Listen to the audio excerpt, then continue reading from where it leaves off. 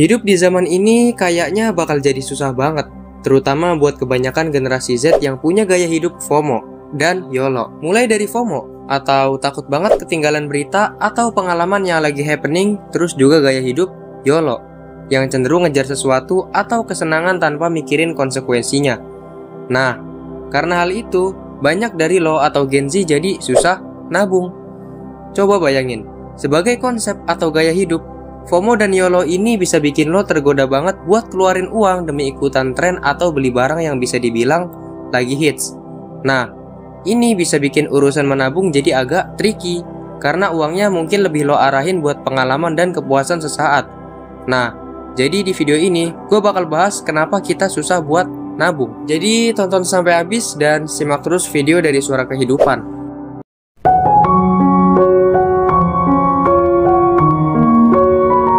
Kebanyakan Gen Z itu suka banget flexing, pamer iPhone baru misalnya, party, atau segala macam lah. Nah, hal ini bisa jadi faktor kenapa Gen Z susah nabung. Mungkin bisa jadi juga karena kurangnya literasi finansial, nggak punya planning, gaya hidup hedon, dan lain sebagainya. Dan mungkin diantara lo ada yang ngalamin hal yang sama, yaitu susah buat nabung. Nah, kenapa sih kita susah buat nabung? Ada beberapa alasan kenapa seseorang mungkin susah buat nabung. Pertama, pendapatan yang rendah. Kalau pendapatan bulanan atau tahunan lo rendah, kemungkinan besar bakal susah buat nabung setelah memenuhi kebutuhan dasar, kayak makanan, tempat tinggal, dan transportasi.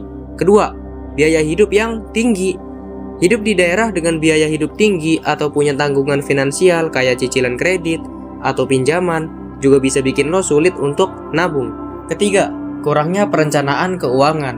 Orang yang nggak punya rencana keuangan yang baik atau nggak punya anggaran, mungkin susah untuk mengelola uang mereka dengan efisien. Tanpa rencana yang jelas, sulit untuk mengidentifikasi area di mana pengeluaran bisa dikurangi untuk meningkatkan kemampuan menabung. 4. Nggak punya kebiasaan menabung. Kalau seseorang nggak punya kebiasaan menabung, ini bisa menjadi hambatan sulit untuk mulai. Kebanyakan orang cenderung ngabisin uangnya begitu dapat daripada menyisihkannya untuk ditabung.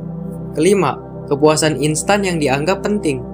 Budaya konsumtif dan dorongan untuk memenuhi keinginan instan bisa bikin orang susah menahan diri buat nabung. Kepuasan instan seringkali diutamakan daripada manfaat jangka panjang dari menabung. 6. Krisis keuangan mendadak. Kejadian tak terduga, contohnya kayak sakit, kehilangan pekerjaan, atau peristiwa lainnya bisa merusak rencana keuangan dan menyulitkan proses menabung. Nah, dari faktor yang udah gue sebutin di atas, tentunya ada faktor lain yang bikin susah nabung. Misalnya judi online mungkin, pinjol, dan lain sebagainya. Terus gimana sih cara menabung yang benar dan bikin sehat secara finansial maupun mental? Setelah tadi gue bahas faktor kenapa Gen Z susah nabung, sekarang kita coba bahas tips menabung. Nah, yang pertama, pahami keuangan pribadi lo. Mulailah dengan memahami pendapatan dan pengeluaran lo. Buatlah daftar semua sumber pendapatan dan kewajiban keuangan bulanan lo.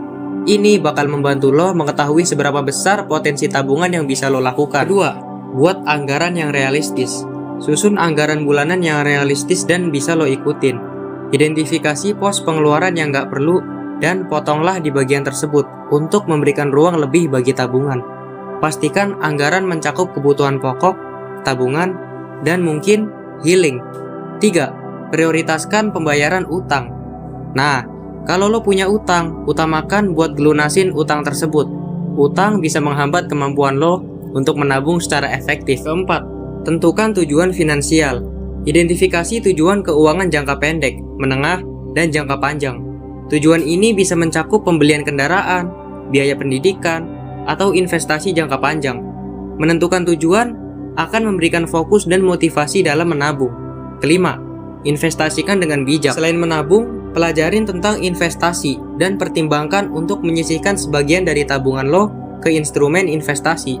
Investasi bisa membantu uang lo berkembang lebih cepat daripada tabungan biasa, asalkan dilakukan dengan hati-hati dan berdasarkan pengetahuan yang memadai. Atau kalau lo mau investasi buat otak juga boleh banget.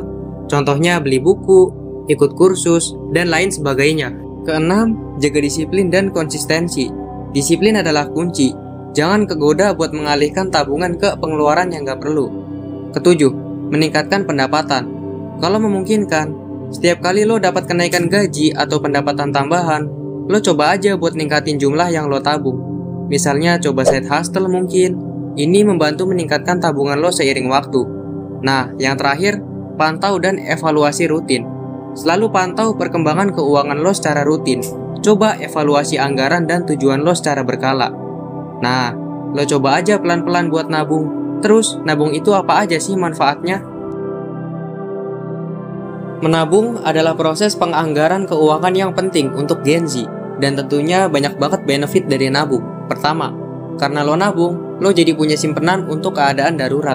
Menabung memungkinkan Gen Z untuk punya tabungan yang bisa digunain buat pengeluaran gak terduga, tanpa harus potong biaya rutin.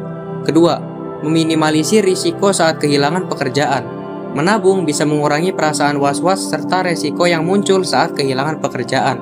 Uang di tabungan bisa membantu biaya pengeluaran sambil nyari kerja baru atau untuk modal usaha. Ketiga, terhindar dari gaya hidup boros. Menabung memungkinkan Gen Z untuk terhindar dari gaya hidup boros.